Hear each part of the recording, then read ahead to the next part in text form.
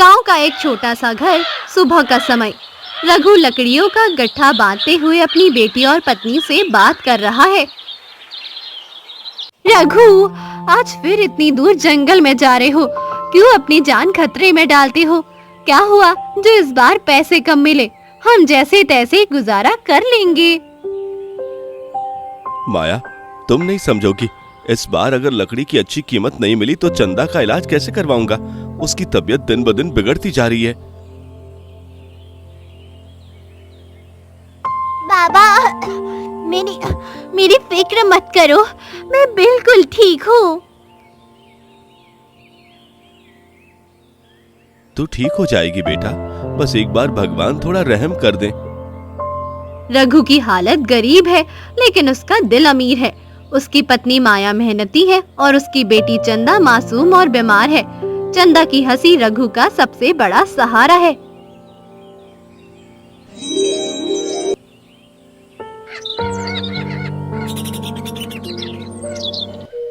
गांव का चौपाल। मुखिया बलराज के चारों तरफ लोग खड़े हैं।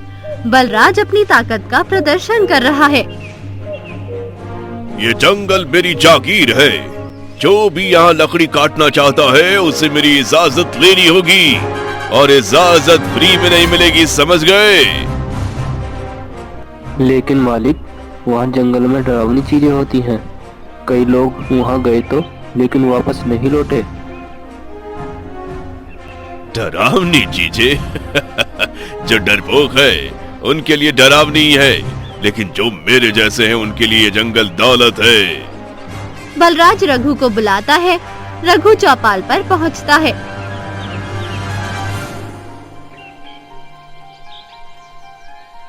रघु, सुना है तू बड़ा ईमानदार है, पर ईमानदारी से पेट नहीं भरता।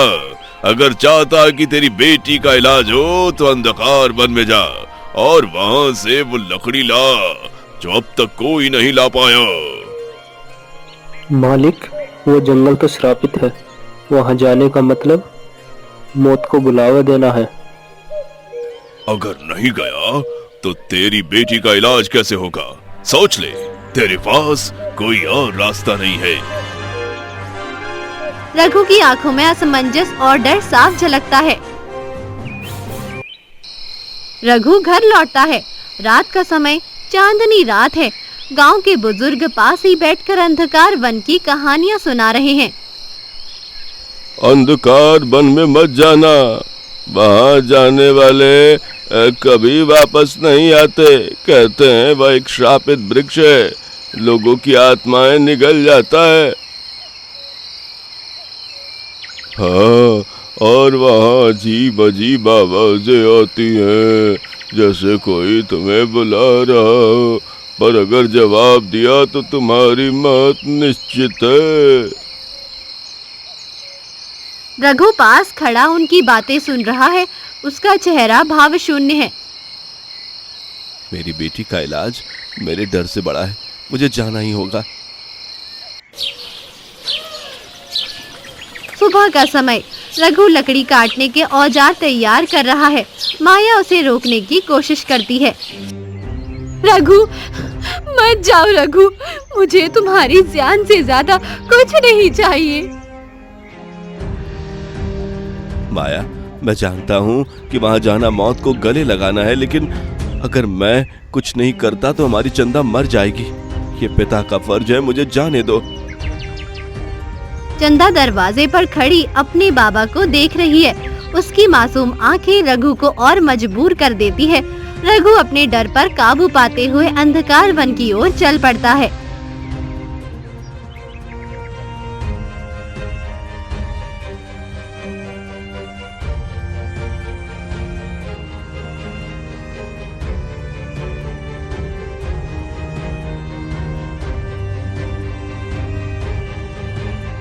सुबह का समय। रघु जंगल के बाहर खड़ा है। उसके हाथ में कुल्हाड़ी है और चेहरा डर और चिंता से भरा हुआ। सामने घना अंधकारमय जंगल फैला है। पक्षियों की चहचहाहट के बजाय हवा में एक अजीब सी खामोशी छाई हुई है। तो यही है अंधकार वन। यहाँ के बारे में तो सुनी कहानियां सच लग रही हैं। अगर ये जगह वाकई डरावनी है रघु एक गहरी सांस लेकर जंगल के अदन कदम रखता है।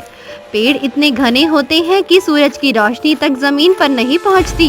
हर कदम के साथ सूखी पत्तियों की चरमराहट होती है जो वातावरण को और रहस्यमय बना देती है। अचानक ठंडी हवा का एक झोंका आता है और रघु रुक जाता है।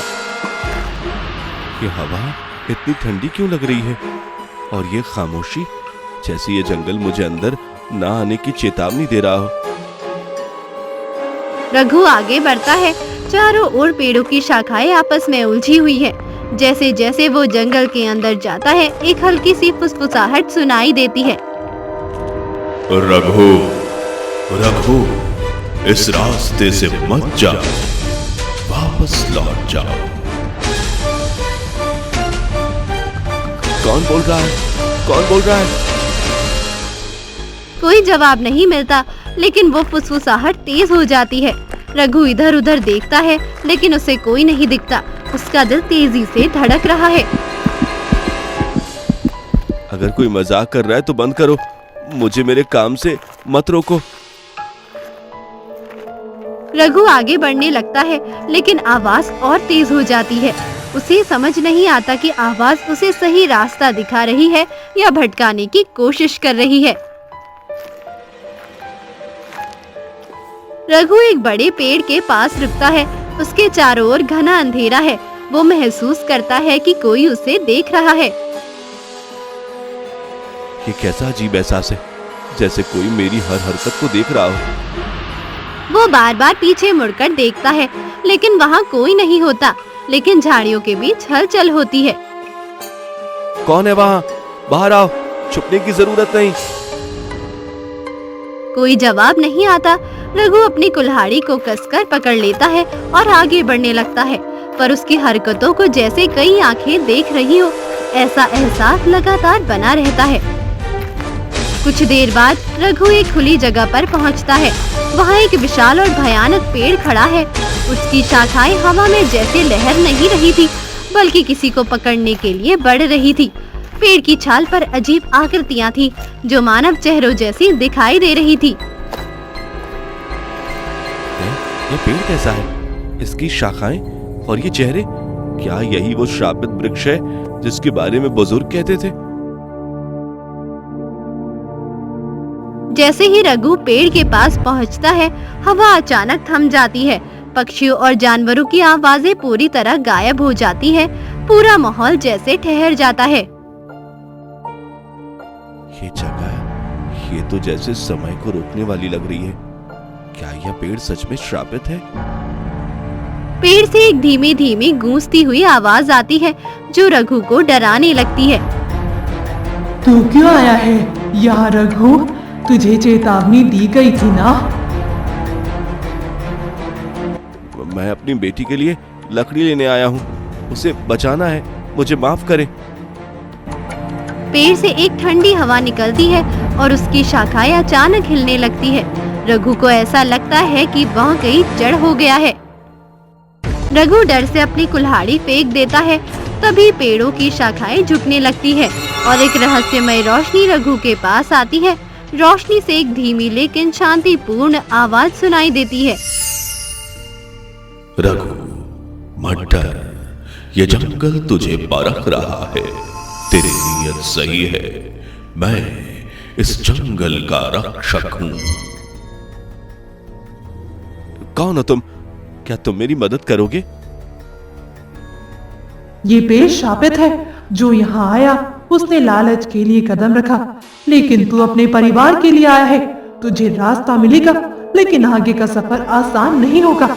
सावधान रह। रोशनी अचानक गायब हो जाती है और रघु का डर थोड़ा कम हो जाता है।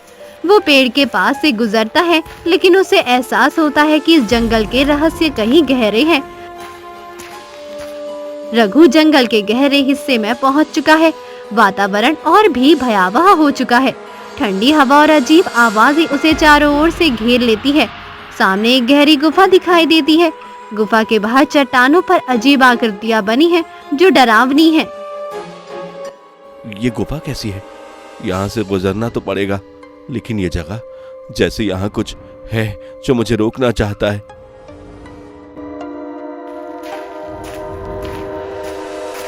रघु गुफा में कदम रखता है। अंदर घना अंधकार है। वो अपने हाथों से रास्ता टटोलता है।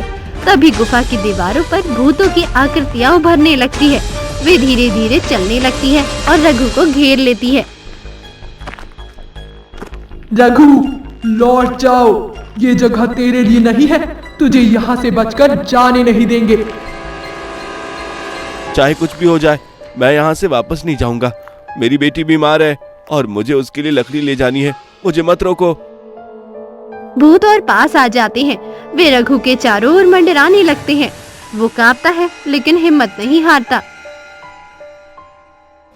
तुझे अपने परिवार की परवाह है, लेकिन क्या तेरे पास इतनी हिम्मत है कि तुझे हमसे डर न लगे?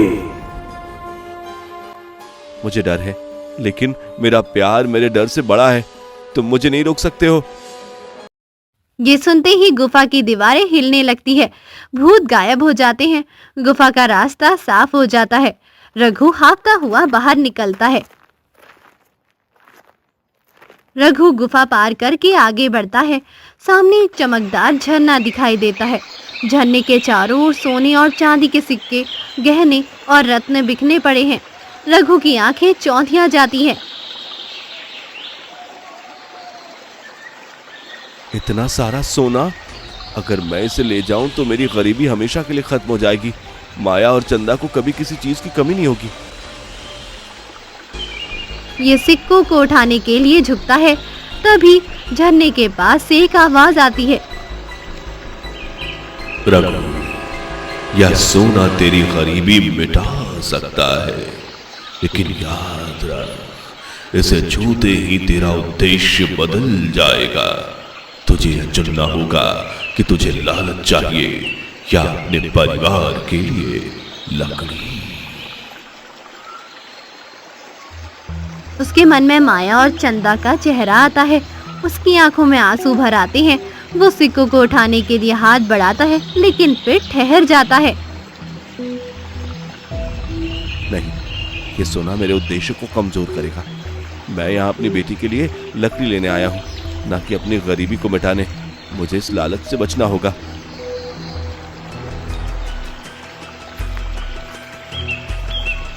रघु अब जंगल के सबसे गहरे हिस्से में पहुंच चुका है। वहां उसे एक विशाल पत्थर दिखाई देता है। पत्थर के ऊपर दो अलग अलग रास्तों की ओर इशारा करती आकृतियां उभरी हुई है। तभी एक तेज रोशनी होती है और एक गूंजती हुई आवाज सुनाई देती है। रघु, यह तेरी अंतिम परीक्षा है। यहाँ तुझे दो रास्तों में से एक चुनना होगा। पहला रास्ता तुझे अपने घर सुरक्षित पहुंचा देगा, लेकिन तेरी बेटी लकड़ी के बिना ठीक नहीं हो पाएगी। दूसरा रास्ता खतरों से भरा है, लेकिन तुझे लकड़ी वहीं से मिलेगी। तो अगर मैं पहला रास्ता चुनता हूँ तो मैं अपनी जान बचा सकता हूँ, लेकिन मेरी बेटी, वाह नहीं, मैं ये स्वार्थ नहीं कर सकता। सोच ले रघु, पहला रास्ता तेरे लिए सुरक्षित है। दूसरा रास्ता तुझे अपनी जान का जोखिम उठाने पर मजबूर करेगा। रघु कुछ देर सोचता है। उसकी आंखों में आंसू हैं, लेकिन वो दृढ़ता से दूसरा रास्ता चुनता है। मुझे दूसरा रास्ता चुनना होगा। मेरी बेटी के जीवन से ज्यादा कीमती कुछ नहीं है, चाहे मेरी जान ही क्यों ना चली जाए। ये कहते ही दूसरा रास्ता रोशनी से भर जाता है। रघु उस पर चलने लगता है। उसके दिल में डर और हिम्मत का अनोखा मिश्रण है। रघु जंगल के सबसे गहरे हिस्से में पहुंच चुका है। सामने एक विशाल डरावना वृक्ष खड़ा है। उसकी शाखाएं मानो जीवित हो। हवा रुक गई है। रघु का दिल तेजी से धड़क रहा है। अचानक एक तेज रोशनी होती है और जंगल का रक्षक प्रकट होता है। वो एक वृद्ध तपस्वी जैसा दिखता है, जिसके चारों ओर रहस्यमय ऊर्जा है। तुम कौन हो और ये वृक्ष इतना अजीब क्यों है? मैं इस जंगल का रक्षक हूँ। ये वही वृक्ष है जिसने तुम्हें यहां तक लाने के लिए तुम्हारी परीक्षा ली है। लेकिन इससे पहले कि तुम इसे समझो, तुम्हें इस जंगल और इसके श्राप के इतिहास को जानना होगा। ये जंगल कभी जीवन का स्रोत था। तुम्हारे पूर्वज यहां आया करते थे।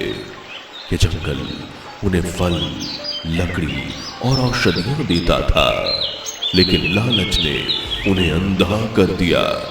उन्होंने जंगल से ज्यादा लेने की कोशिश की जितना वह दे सकता था। तुम्हारे पूर्वजों के इस लालच ने इस जंगल को क्रोधित कर दिया। जंगल ने अपनी आत्मा को बचाने के लिए श्राप लिया। उसने यह निर्णय किया कि जो भी इस जंगल में अनावश्यक रूप से प्रवेश करेगा वो इसका हिस्सा बन जाएगा। यही कारण है कि यह जंगल तुम्हारे गांव वालों के लिए डरावना बन गया। तो मेरे पूर्वजों की गलतियों का खामियाजा आज भी भुगतना पड़ रहा है, लेकिन मुझे यहाँ क्यों बुलाया गया है? रक्षक रघु को वृक्ष के पास ले जाता है। वो वृक्ष के तने को छूता है और रघु के जंगल की जीवनदायिनी शक्ति का अनुभव होता है। वो अपने शरीर में एक गर्माहट महसूस करता है। ये जंगल सिर्फ एक जगह नहीं, यह एक जीवनदायिनी शक्ति है। इसकी जड़ों में वो जादू है जो पूरे गांव को जीवन देता है। इसकी जड़ी बूटियां बीमारियों को ठीक कर सकती हैं, लेकिन इस जंगल को बचाने के लिए बलिदान चाहिए। मैं समझ सकता हूँ, लेकिन मुझे यह बताओ कि मैं क्या कर सकता हूँ। मेरी बेटी बीमार है, मैं ये सब उसके लिए कर रहा हूँ। रक्षक कुछ देर तक चुप रहता है, फिर वो रघु की ओर देखता है। उसकी आंखों में करुणा है। यह तुम्हारे परिवार के लिए लकड़ी देगा, लेकिन श्राप को पूरी तरह से मिटाने के लिए तुम्हें आखिरी बलिदान देना होगा। तुम्हारी परीक्षा इसीलिए ली गई थी ताकि यह तय हो सके कि तुम केवल अपने लिए नहीं बल्कि पूरे गांव के लिए यहाँ आए हो। आखिरी बलिदान? क्या मुझे अपनी जान देनी होगी? नहीं रघु, इस श्राप को खत्म करने के लिए तुम्हें अपनी निस्वार्थता दिखानी होगी। यह वृक्ष तब तक श्रापित रहेगा जब तक कोई व्यक्ति इसका उपयोग लालच से हटकर दूसरों की भलाई के लिए नहीं करेगा। तुम्हारी परीक्षा यह थी कि तुम जंगल के इस नियम को समझो और इसे सम्मान दो। रघु की आंखों में आंसू आ जाते हैं। वो वृक्ष के पास झुककर प्रणाम करता है। अगर मेरी नीयत इस श्राप को खत्म कर सकती है तो मैं पूरी तरह से निस्वार्थ रहूंगा। मैं इस लकड़ी का उपयोग सिर्फ अपनी बेटी को बचाने के लिए करूंगा और इसे कभी भी लालच का हिस्सा नहीं बनने दूंगा। रक्षक रघु की सच्चाई और निस्वार्थता से प्रभावित होता है। वो आशीर्वाद देता है। रघु, तुमने साबित कर दिया कि तुम इस जंगल के श्राप को खत्म करने योग्य हो। तुमने न केवल अपने परिवार के लिए बल्कि पूरे गांव की आने वाली पीढ़ियों के लिए इस जंगल को बचाने का साहस दिखाया है। रघु को लकड़ी मिलती है। जंगल में एक शांति फैल जाती है। वृक्ष की शाखाएं झुककर रघु का धन्यवाद करती हैं। रघु को ऐसा लगता है जैसे जंगल अब उससे नाराज नहीं है। जंगल का रहस्यमय वातावरण बदलने लगा। शापित वृक्ष की शाखाएं अब धीरे धीरे हरियाली से भरने लगी। चारों ओर खुशबू फैल गई। हवा में एक नई ताजगी थी। रघु घुटनों के बल गिर गया। उसकी आंखों में आंसू बहने लगे। जंगल का रक्षक शांत लेकिन दृढ़ आवाज में बोला, रघु, तुमने अपनी सच्चाई और निस्वार्थता से इस जंगल को श्राप से मुक्त कर दिया। वर्षों से ये जंगल तुम्हारे पूर्वजों के पापों का भार उठा रहा था। आज तुम्हारे बलिदान ने इसे नया जीवन दिया है। रघु हैरान होकर देख रहा था। वो वृक्ष जो अब तक सूखे और भयावह थे, अब फूलों और फलों से लदे हुए थे। उसकी शाखाएं झूम रही थी, मानो किसी को धन्यवाद दे रही हो। मैंने तो बस अपने परिवार के लिए यह किया था। क्या मैं सच में इस जंगल को मुक्त कर सका? हाँ रघु, ये तुम्हारी परीक्षा थी। तुम्हारी नीयत ने यह साबित किया कि तुम केवल अपने लिए नहीं बल्कि दूसरों के लिए भी सोच सकते हो। अब इस जंगल का श्राप खत्म हो गया और तुम्हारे लिए एक वरदान भी है। जंगल का रक्षक अपने हाथ उठाता है। एक सुनहरी रोशनी रघु के ऊपर गिरती है। अचानक रघु को महसूस होता है कि उसकी बेटी चंदा की बीमारी खत्म हो गई है। उसे अपने खेतों में लहलहाती फसलें दिखती है। ये वरदान तुम्हारे परिवार के लिए है। चंदा अब स्वस्थ होगी और तुम्हारे खेतों में कभी अन्न की कमी नहीं होगी। लेकिन याद रखना, ये जंगल तुम्हारे भरोसे है। इसे लालच से बचाना तुम्हारा कर्तव्य है। रघु हाथ जोड़कर रक्षक का धन्यवाद करता है।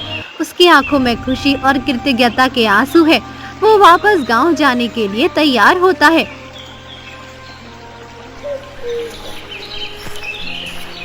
रघु गांव लौटता है। उसकी बेटी चंदा और पत्नी माया दरवाजे पर खड़ी हैं। चंदा दौड़कर रघु के गले लग जाती है। उसकी हंसी से घर गूंज उठता है। माया की आंखों में राहत और खुशी है। रघु, तुमने नामुमकिन को मुमकिन कर दिया। चंदा बिल्कुल ठीक है। ये कैसे हुआ? ये जंगल का आशीर्वाद है, लेकिन इस आशीर्वाद के साथ जिम्मेदारी भी आई है। हमें अब इस जंगल की रक्षा करनी होगी। गांव वाले भी रघु के इस साहसिक कार्य के बारे में सुनते हैं। वे बलराज के पास शिकायत लेकर जाते हैं। बलराज, जो अब तक लालच और भय का प्रतीक था, गांव वालों के एकजुट होने से डर जाता है। बलराज, अब तुम्हारा अत्याचार नहीं चलेगा। रघु ने यह साबित कर दिया कि ईमानदारी और साहस से सब कुछ जीता जा सकता है। मैं अपनी गलती को मानता हूँ। मैं अब इस जंगल का दुरुपयोग नहीं करूंगा। गांव में खुशी का माहौल बनता है। बलराज सुधार के रास्ते पर चल पड़ता है। गांव के मुख्य चौपाल पर सभी इकट्ठा होते हैं। रघु अपनी कहानी सुनाता है और जंगल के महत्व को समझाता है। हमने इस जंगल को बहुत नुकसान पहुंचाया है। हमें यह जीवन देता है, लेकिन हमने सिर्फ अपनी जरूरतों के लिए इसका इस्तेमाल किया है। इसे हमें बचाना होगा। अगर हम प्रकृति की इज्जत करेंगे तो यह हमेशा हमें आशीर्वाद देगी। तुम सही कह रहे हो रघु। अब से हम सभी इस जंगल की देखभाल करेंगे। गांव वाले एक नई शुरुआत का प्रण लेते हैं। रघु और उसका परिवार अब सुखी जीवन बिताने लगता है। रघु अपने खेत के किनारे बैठा है। बाबा, क्या मैं भी कभी आपकी तरह बहादुर बन पाऊंगी? बेटी, बहादुरी दिल में होती है। जब भी तुम दूसरों के बारे में सोचोगी तो सच के लिए खड़ी हो जाओगी। तुम मुझसे भी ज्यादा बहादुर बन जाओगी। माया दूर से दृश्य देखकर मुस्कुराती है। रघु का परिवार अब खुशहाल है। गांव में भी शांति और समृद्धि है। जंगल हरियाली से भर गया है। साहस और सच्चाई से हर कठिनाई को जीता जा सकता है और प्रकृति से छेड़छाड़ करना विनाशकारी हो सकता है, लेकिन उसकी देखभाल करना नई शुरुआत का रास्ता खोलता है।